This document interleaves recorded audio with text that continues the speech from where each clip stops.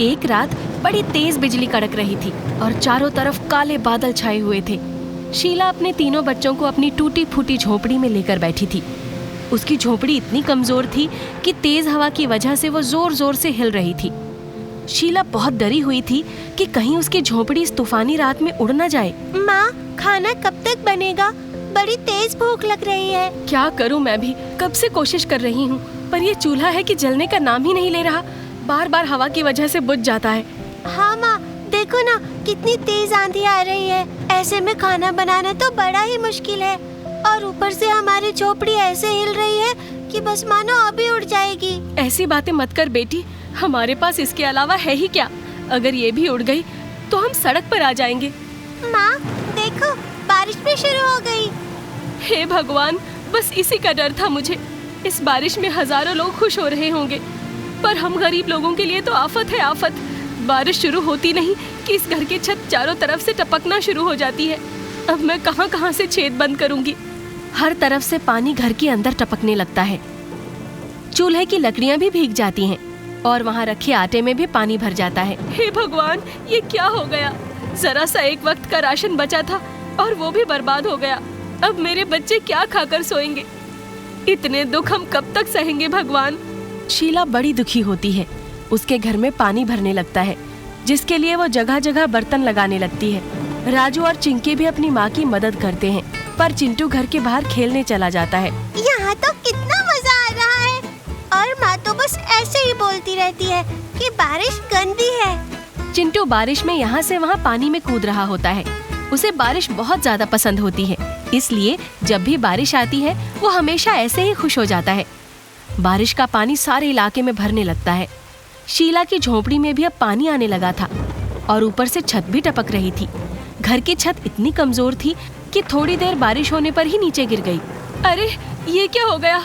जिसका डर था वही हो गया। आओ बच्चों, जल्दी बाहर निकलो, हमें कोई और जगह देखनी होगी सर छुपाने के लिए। अरे पर चिंटू कहाँ है?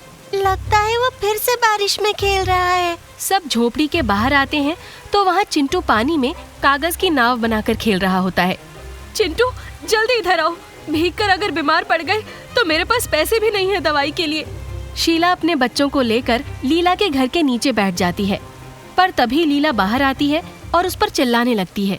अरे ओ, ये कोई धर्मशाला नहीं है समझी? ये अपनी चिल्लर को लेकर कहीं और जा। अरे बस सुबह तक हमें यहाँ रहने दो, फिर हम चले जाएंगे।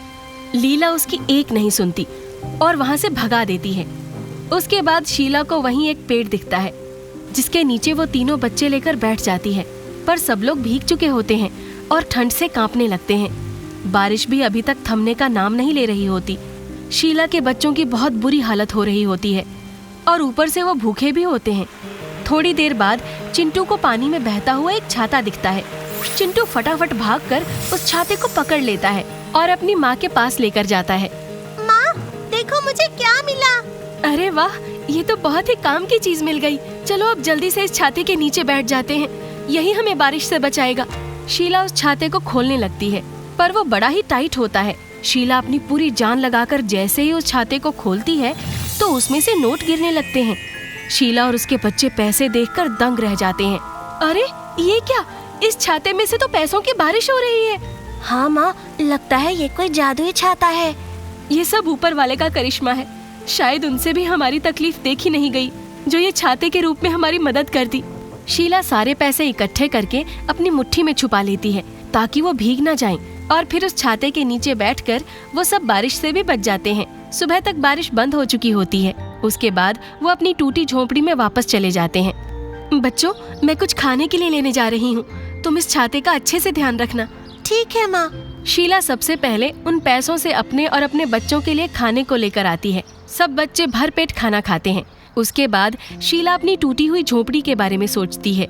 हमें सबसे पहले एक घर की बहुत जरूरत है और उसके लिए हमें इस छाते को फिर से खोलना होगा, जिससे कि हमें ढेर सारे पैसे मिल सके। शीला दोबारा उस छाते को खोलती है और तभी उसमें से फिर से नोटों की बारिश होने लगती है। तीनों बच्चे खुशी से पागल हो जाते हैं और नोट इकट्ठा करना शुरू कर देते हैं। अरे वाह राजू, देख तो सही, क्या तूने कभी इतने पैसे देखे हैं? मैंने तो कभी नहीं देखे, पर नोटों की बारिश तो किसी ने भी नहीं देखी होगी। इतने सारे पैसों से तो हम सब कुछ खरीद सकते हैं ना? हाँ, पर सबसे पहले हमें एक घर के बारे में सोचना होगा।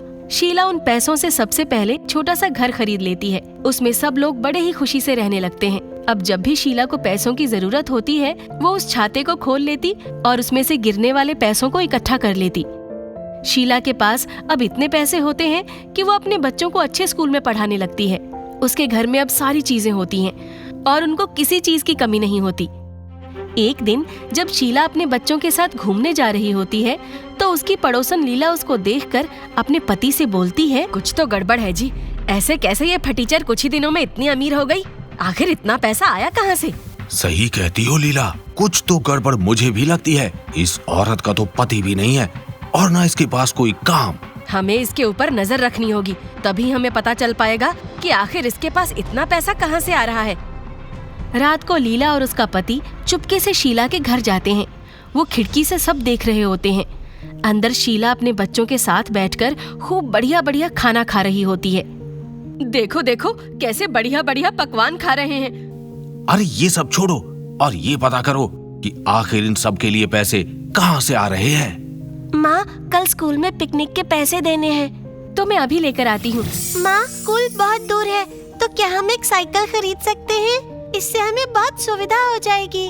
हाँ, ये तो सही कहा तुमने। चलो मैं पैसे निकाल कर लाती हूँ। शीला इधर उधर छाता ढूंढने लगती है। उसे छाता कहीं भी नहीं दिख रहा होता। वो परेशान होकर बच्चों से पूछती है, अरे वो छाता कहाँ गया? यहीं तो रखा था मैंने। अरे माँ, मैंने उसे अलमारी में संभाल कर रख दिया है। आप अलमारी खोल कर देखो। शीला अलमारी खोलकर उसमें से छाता निकाल लेती है। उसके बाद वो छाते को जैसे ही खोलती है, उसमें से नोटों की बारिश होने लगती है। ये देख खिड़की पर खड़ी लीला और उसके पति की आंखें चौड़ी हो जाती हैं। ये मैं क्या देख रही हूँ जी? तभी हम सोचे कि आखिर इसके पास इतना सब आया कैसे। इसके पास तो जादुई छाता है जो नोटों की बारिश करता है। लीला, अब तो हमें कैसे भी करके ये छाता चुराना ही होगा। हाँ, आप सही कहते हो। एक काम करते हैं, यहीं खड़े रहकर इन सब के सोने का इंतजार करते हैं। जब ये सब सो जाएंगे, वैसे ही हम अलमारी से छाता निकाल लेंगे। बस फिर शीला पैसे इकट्ठे करके छाते को अलमारी में वापस रख देती है। उसके बाद वो और तीनों बच्चे कमरे में सोने चले जाते हैं। उसके जाने के थोड़ी देर बाद ही लीला का पति खिड़की से अंदर घुसता है और जाकर अलमारी से छाता निकाल लेता है। छाता चुराने के बाद तो उसकी खुशी का कोई ठिकाना ही नहीं रहता। अरे देखो लीला, मैंने छाता चुरा लिया। अब तो हम भी अमीर हो जाएंगे। अरे तुम कम शोर मचाओ और जल्दी से बाहर आओ। हाँ हाँ, बस अभी आता हूँ। लीला का पति छाता लेकर जा ही रहा होता है कि तभी राजू रसोई में पानी पीने आता है। वो छाते के साथ लीला के पति को खिड़की से बाहर जाते देख लेता है। वो जल्दी से अपनी माँ के पास भागता है। माँ, जल्दी उठो, कोई छाता चुरा कर ले गया है। हे भगवान, अब क्या होगा? शीला जल्दी से भागती है, पर तब तक लीला और उसका पति छाता लेकर रफू चक्कर हो चुके होते हैं। लीला अपनी अलमारी खोलकर देखती है तो उसमें उसका छाता नहीं होता। हे भगवान, ये क्या हो गया? आखिर किसको पता चला कि हमारे पास जादुई छाता है? पता नहीं बेटी, पर कोई बात नहीं। उस छाते ने हमारी बहुत मदद की है। शायद उस छाते की किसी और को जरूरत हो। देखना, भगवान उसे किसी गलत हाथों में पड़ने ही नहीं देंगे। लीला और उसका पति उस छाते को लेकर बड़ी ही खुशी मना रहे होते हैं। अरे अब जल्दी से खोलो इस छाते को, मुझे अब और सब्र नहीं हो पा रहा। लीला का पति जल्दी से उस छाते को खोलता है और जैसे ही वो छाता खोलता है, उसमें से बड़ी तेज बारिश का पानी गिरने लगता है। अरे अरे अरे, ये क्या हो रहा है? अरे लीला, मुझे बचाओ, इसमें से तो बाढ़ की तरह पानी आ रहा है। अरे ये ऐसे कैसे हो सकता है? अरे आप जल्दी से इसे बंद करो ना। अरे ये तो बंद ही नहीं हो रहा, अब मैं क्या करूं? अरे देखो तो पूरे घर में पानी भर रहा है। इसे जल्दी बंद करो, वरना हमारा पूरा घर डूब जाएगा। अरे तो तुम भी तो मेरी कुछ मदद करो ना। लीला और उसका पति दोनों मिलकर उस छाते को बंद नहीं कर पाते। उनके घर में इतना पानी भर जाता है कि उनके घुटनों तक आने लगता है। उनको अब कोई रास्ता समझ नहीं आता। वो अपना घर बचाने के लिए उस छाते को घर के बाहर फेंक देते हैं।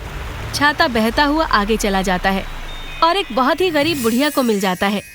इधर शीला भी सारे पैसे इकट्ठे करके उनसे एक किराने की दुकान खोल लेती है, जिससे उसका घर खूब अच्छे से चलता है।